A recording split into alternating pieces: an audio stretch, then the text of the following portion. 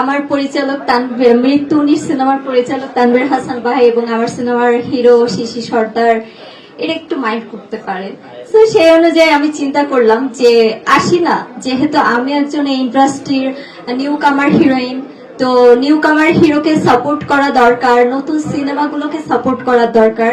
স্বাভাবিকভাবে কিন্তু নতুনদেরকে সাপোর্ট, আমি জার্নালিস্টদের দেখেছি নতুনদেরকে প্রচুর পরিমাণে সাপোর্ট করে, বাট ইন্ডাস্ট্রির অনেকেই আছে তারা সাপোর্ট দিতে চায় না। সো আমি ওই ক্ষেত্রে না, আমি নিজের সিনেমার আমি অনেককে দেখেছি সাপোর্ট দিতে এবং আমিও চাই অন্যের সিনেমাতেও আমি আসি। আবার অনেকে ভাববেন না এই সিনেমার আর্টিস্ট আমি, এটা ভেবে ভুল করবেন না। তবে মধ্যবিত্ত সিনেমার জন্য শুভকামনা। মধ্যবিত্ত এমন একটা নাম, আসলে যে সিনেমার প্রেস মিটে না আসলেও আমি মনে করব মধ্যবিত্ত নামটা না বাংলাদেশের যে উচ্চবিত্ত, মধ্যবিত্ত, নিম্নবিত্ত, তো এই দুটোর মাঝখানে মধ্যবিত্ত নামটা না খুবই ইম্পর্টেন্ট। কারণ বাংলাদেশের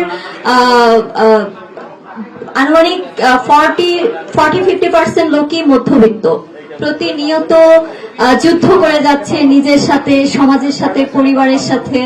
তো মধ্যবিত্তদের জন্য এই সিনেমা অবশ্যই দেখা উচিত। আর আমি খুবই এক্সাইটেড, আমি জানুয়ারি 3 তারিখে এই মধ্যবিত্ত সিনেমা দেখতে যাব এবং এই সিনেমার হিরোইন এলিনা স্বামী আপু আছে। আমি আসলে ওনার জন্য মানে ওনার অভিনয়ের পাগল।